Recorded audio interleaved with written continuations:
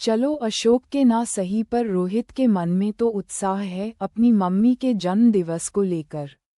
Mister Singhania मन ही मन सोचकर खुश हुए पर पल भर में उनकी खुशी मायूसी में बदल गई जब रोहित ने कहा, वर्ल्ड टूर तो होता रहेगा पिताजी, चलिए सबसे पहले मम्मी के नाम पर इन्वेस्ट करते हैं। मम्मी से तो दुगुना फायदा होगा। एक तो मम्मी महिला हैं और दूसरा अब सीनियर सिटीजन भी। बेटा हमारे पैसे लौटाने की बजाय फिर एक बार हमारे नाम पर पैसे जुटाना चाहता है। ये दर्द मिसेस सिंघानिया सह नहीं पाईं और उठकर सीधे अपने कमरे में चली गईं। आज बहुत दिनों बाद संपूर्ण सिंघानिया परिवार डाइनिंग टेबल पर मौजूद था। 8 कुर्सियों वाले डाइनिंग टेबल के एक और लाइन से दोनों बहुओं के बीच मिसेस सिंघानिया बैठी थीं और दूसरी ओर मिस्टर सिंघानिया अपने 5 वर्षीय पोती और 7 वर्षीय पोते के मध्य बैठे हुए थे। परिवार के मुखिया की कुर्सी पर मिस्टर सिंघानिया का बड़ा बेटा अशोक और उसके ठीक सामने वाली कुर्सी पर उनका छोटा बेटा रोहित बैठा था। कई दिनों से सिंघानिया दंपति अपने दोनों बेटे बहू से कुछ कहना चाहते थे, पर कभी बड़े या छोटे बेटे की गैर मौजूदगी तो कभी किसी और कारण से दोनों अपनी बात कह नहीं पा रहे थे। मगर आज किसी भी हालत में मिस्टर सिंघानिया को अपनी बात सबके सामने रखनी थी। आखिरकार बात उनकी धर्मपत्नी की इच्छा को पूरा करने की जो थी। अपनी पत्नी की ओर देखते हुए और उसकी रजामंदी लेते हुए मिस्टर सिंघानिया ने अपनी बात शुरू की। कई दिनों से मैं और तुम्हारी माँ तुम लोगों से कुछ कहना चाहते हैं, पर कह नहीं पा रहे थे, चलो आज कह ही देते हैं। दोनों बेटों ने अपने 61 वर्षीय पिता की बात सुनने के लिए सिर उठाया, पर दोनों बहुओं ने कोई दिलचस्पी नहीं दिखाई। वैसे भी मिस्टर सिंघानिया को अपनी बहुओं से कोई उम्मीद नहीं थी, पर बेटों से आस अब भी जुड़ी हुई थी। उसी के बल पर मिस्टर सिंघानिया कुछ कहने की हिम्मत जुटा पाए थे। अपनी बात जारी रखते हुए मिस्टर सिंघानिया ने कहा, शादी के बाद मैंने तुम्हारी माँ से उन्हें वर्ल्ड टूर पर ले जाने का वादा किया था, पर कभी तुम दोनों की पढ़ाई तो कभी बिजनेस में आए उतार चढ़ाव के चलते हम दोनों नहीं जा पाए। अब जबकि तुम दोनों अपने कारोबार में अच्छी तरह सेट हो चुके हो, तो मैं सोच रहा हूँ कि क्यों ना मैं तुम्हारी माँ को वर्ल्ड टूर पर ले जाऊँ। अगर तुम लोगों की रजामंदी मिल जाए तो हमें बेहद खुशी होगी। अपनी बात रखने के बाद मिस्टर एवं मिसेस सिंघानिया बच्चों की रजामंदी के लिए उनकी ओर देखने लगे। मिस्टर सिंघानिया को बच्चों से रजामंदी की जितनी उम्मीद थी उससे कई गुना ज्यादा विश्वास मिसेस सिंघानिया को अपने बच्चों पर था। आखिरकार दोनों के त्याग से ही तो आज दोनों बच्चे अपने पैर पर खड़े हो पाए हैं। दोनों ने कभी उनकी परवरिश में कोई कमी नहीं आने दी। खुद भले रूखा सूखा खाकर दिन बिता लिया हो, मगर अपने बच्चों की सारी इच्छाएं पूरी की थी उन्होंने। तो भला आज वही बच्चे उनकी इच्छा पूरी कैसे नहीं करते। कुछ देर के सन्नाटे के बाद मिस्टर सिंघानिया के बड़े बेटे अशोक ने कहा, पापा, वर्ल्ड टूर पर जाने का आप दोनों का ख्याल अच्छा है। कहकर अशोक पानी पीने लगा और मिसेस सिंघानिया गर्व से मिस्टर सिंघानिया की ओर देखने लगीं जैसे कह रही हों, देखा मैं ना कहती थी बहुएं कैसी भी हों मगर बेटे अपने होते हैं। भला वो हमें जाने से क्यों रोकेंगे। जरूर जाएंगे हम दोनों वर्ल्ड टूर। डाइनिंग टेबल पर खाली ग्लास रखते हुए अशोक ने अपनी बात पूरी की। लेकिन मैं आप लोगों से कहना चाहूँगा कि वर्ल्ड टूर पर जाने के लिए ये वक्त सही नहीं है। साल भर और रुक जाए, इससे डबल फायदा होगा। अशोक की बात ने दोनों बहुओं और रोहित को भी अचंभित कर दिया। भला वर्ल्ड टूर पर जाने से फायदा भी हो सकता है। तीनों रुककर अशोक की बातें सुनने लगे। देखिए पापा, आपका तो ठीक है क्योंकि अब आप 60 साल पार कर चुके हैं। ट्रैवलिंग में सीनियर सिटीजन को होने वाले सारे फायदे आपको मिलेंगे, पर मम्मी जो अभी 57 की ही हैं, उनका खर्च बढ़ जाएगा। इसलिए मेरी मानिए तो साल भर और रुक जाए। उसके बाद आप दोनों सीनियर सिटीजन की कैटेगरी में आ जाएंगे। जिससे खर्च कम होगा और हम फायदे में रहेंगे। बेटे अशोक की बात सुनने के बाद सिंघानिया दंपति चुप हो गए। पर जैसे ही पानी पीते पीते उनके छोटे बेटे रोहित ने कुछ कहने का इशारा किया, तो दोनों आस बांधे उसकी ओर देखने लगे। अगर रोहित हाँ कह दे तो भी बात बन सकती है। यही विचार आ रहे थे सिंघानिया दंपति के मन में। रोहित ने कहा, भैया बिल्कुल ठीक कह रहे हैं। मैं भी यही कहूँगा, साल भर और रुक जाए फिर जाइएगा। आप दोनों नहीं जानते, बैंकिंग के साथ ही सीनियर सिटीजन्स को ट्रैवलिंग के भी कई फायदे होते हैं। इससे कम बजट में आप दोनों घूम आएंगे। दोनों बेटों के प्रत्युत्तर से जितनी नाखुश मिसेस सिंघानिया हुई थी, उससे कई गुना निराश मिस्टर सिंघानिया थे, क्योंकि वर्ल्ड टूर पर जाने का सपना मिसेस सिंघानिया का था। अपने कमरे में आते ही मिसेस सिंघानिया ने कहा, आपको इतना उदास होने की ज़रूरत नहीं। इतने साल इंतज़ार किया है तो 1 साल और सही।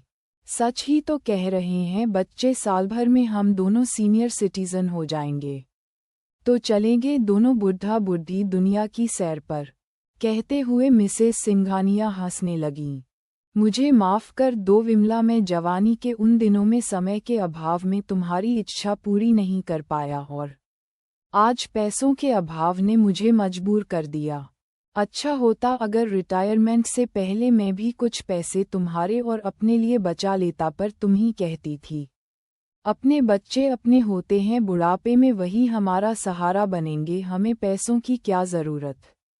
उस वक्त मैंने तुम्हारी बात ना मानी होती तो आज तुम्हारी इच्छा को पूरा करने के लिए मुझे दोनों बेटों के आगे हाथ न फैलाना पड़ता। कोई बात नहीं सिंघानिया जी, हम अगले साल चले जाएंगे। आने वाला समय किसने देखा है विमला, हो सकता है अगली सुबह मैं ना देख पाऊं। इस उम्र में मौत का कोई भरोसा भी तो नहीं। मिसेस सिंघानिया ने मिस्टर सिंघानिया के मुंह पर हाथ रखते हुए कहा, ऐसी अशुभ बातें मत कहिए। आपसे पहले मौत के गले मुझे लगाना है। आखिरकार कसम खाई है मैंने अग्नि को साक्षी मानकर कि मौत को गले पहले मैं लगाऊंगी। माहौल को गंभीर होता देख मिस्टर सिंघानिया बोले, तुम मर जाओगी। तुम्हें वर्ल्ड टूर पर किसे ले जाऊंगा? तुम्हारा अधूरा सपना अधूरा ही रह जाएगा विमला जी। आप भूल रहे हैं हमने 7 जन्म एक साथ रहने की कसम खाई है। इस जन्म न सही तो अगले जन्म ले जाइएगा। मिसेस सिंघानिया की बात पर मिस्टर सिंघानिया हंस पड़े। अगली सुबह ब्रेकफास्ट के लिए फिर एक बार सिंघानिया परिवार डाइनिंग टेबल पर इकट्ठा हुआ। अशोक ने कहा, रोहित, कल रात तुमने बातों बातों में सीनियर सिटीजन के बैंकिंग के भी फायदे बताए, तो मेरे दिमाग में एक आइडिया आया है। क्यों ना मैं डैड के नाम पर पैसे इन्वेस्ट कर दूं? चूंकि पापा सीनियर सिटीजन हैं इसलिए ब्याज हमें ज़्यादा मिलेगा। कैसा लगा मेरा आइडिया? आइडिया तो अच्छा है भैया, पर उससे मुझे क्या फ़ायदा होगा? अरे छोटे, साल भर रुक जा, फिर माँ भी तो सीनियर सिटीजन हो जाएगी। उनके नाम पर तो इन्वेस्ट करके ब्याज कमा लेना। दोनों तो अपने ही हैं, पैसा लेकर थोड़ी भाग जाएंगे।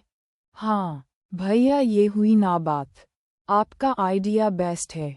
दोनों भाइयों की बात से दोनों बहुएं भी बेहद खुश थीं, मगर बेटों को अपना सौदा करते देख सिंघानिया दंपति मन ही मन रो रहे थे। वैसे भी चुप रहने के सिवाय उनके पास और कोई चारा नहीं था। तभी बीच में बड़ी बहू नंदनी बोल पड़ी, डैडी जी, ब्रेकफास्ट के बाद आप तैयार हो जाइएगा, हमें मंदिर जाना है। मैंने मन्नत मांगी थी, इनकी दिल्ली वाली डील अगर पक्की हो गई तो मैं भगवान गणेश को लड्डू चढ़ाऊंगी। लाखों का फायदा जो हुआ है इस डील से। हाँ क्यों नहीं बेटा, हम ज़रूर चलेंगे। कहते हुए मिस्टर सिंघानिया मिसेस सिंघानिया के साथ अपने कमरे में चले गए। उन्होंने मिसेस सिंघानिया से कहा, तुम भी हमारे साथ मंदिर चलो, भगवान का दर्शन करके तुम्हारा भी जी हल्का हो जाएगा। नहीं, मेरा मन नहीं है, आप हो आइए। चलो ना विमला, क्या तुम मेरा कहा नहीं मानोगी? ठीक है, चलती हूँ। कहते हुए विमला अलमारी खोलकर साड़ी देखने लगी। उसमें से एक साड़ी हाथ में लेते हुए मिस्टर सिंघानिया ने कहा, अरे विमला, ये तो वही साड़ी है ना, जो मैंने तुम्हारे पिछले जन्मदिन पर दी थी? हाँ, और उसके लिए आपने मेरी खूब डांट भी सुनी थी। अपनी बेशकीमती सोने की घड़ी बेचकर लाई थी आपने ये साड़ी। मेरे लिए तुमसे बेशकीमती और कुछ नहीं है विमला। घड़ी क्या, मैं तुम्हारे लिए खुद को भी बेच सकता हूँ। चुप रहिए। इस उम्र में फिल्मी डायलॉग्स आपके मुंह से अच्छे नहीं लगते। तभी नंदनी बहू ने आवाज लगाई, डैडी जी आप तैयार हैं ना? मैं बस 5 मिनट में आए। पूजा की थाली लेकर। हाँ बेटा, हम बस आ गए। कहते हुए मिस्टर सिंघानिया कमरे से गैलरी में आ गए।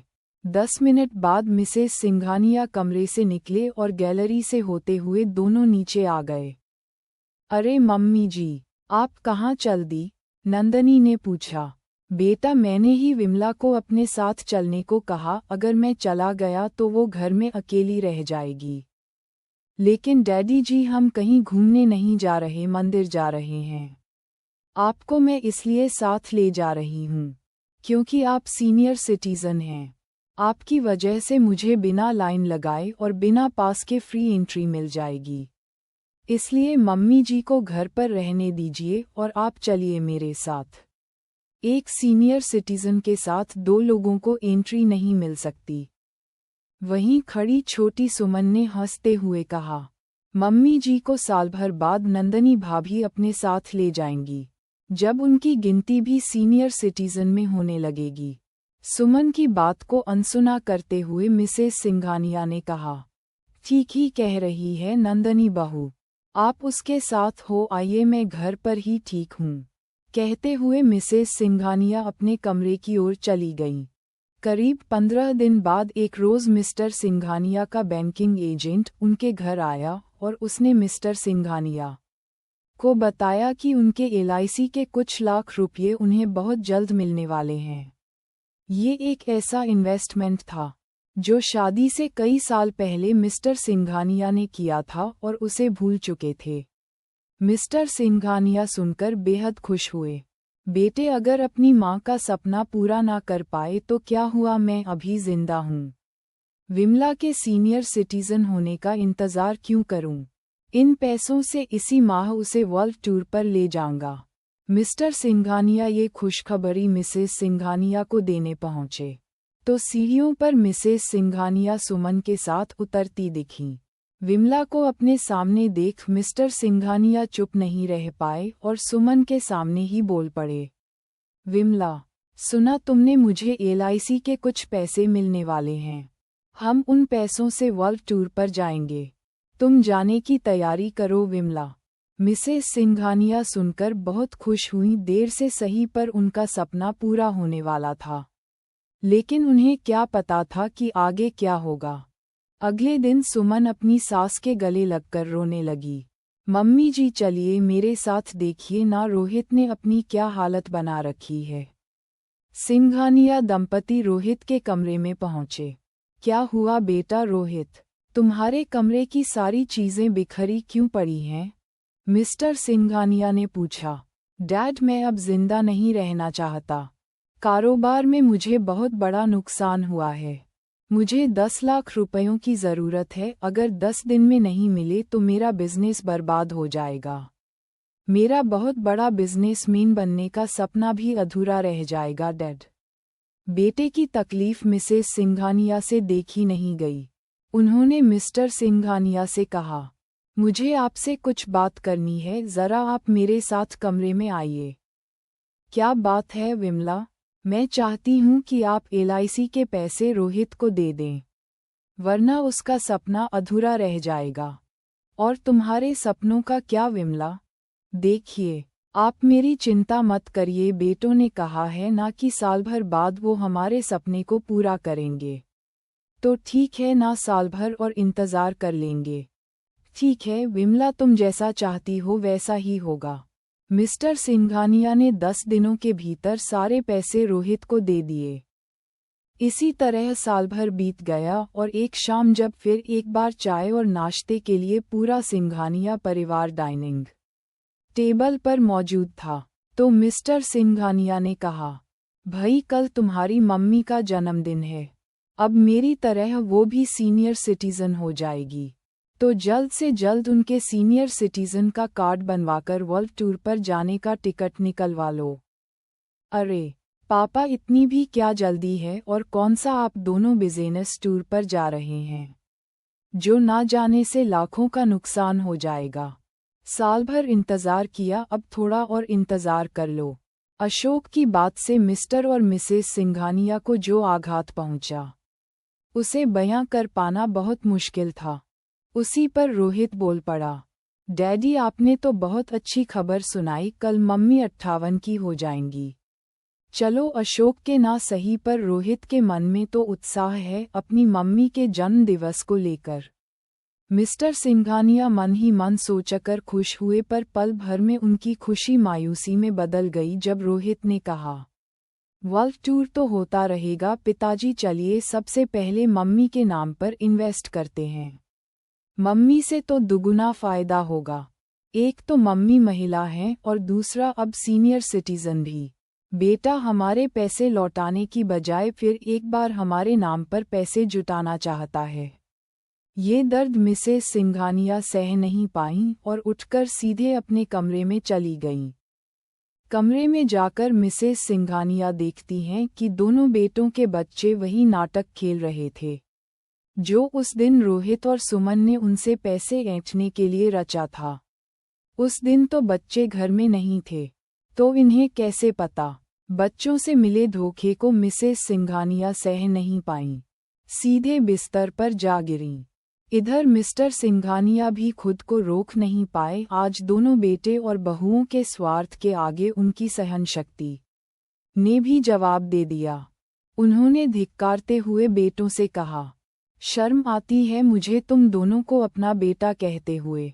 तुम दोनों अपने फायदे के चक्कर में इस कदर अंधे हो गए हो कि अपनी माँ की खुशियाँ तुम्हें दिखाई नहीं देती। अरे फायदे तो अपाहिज बच्चों से भी कई होते हैं।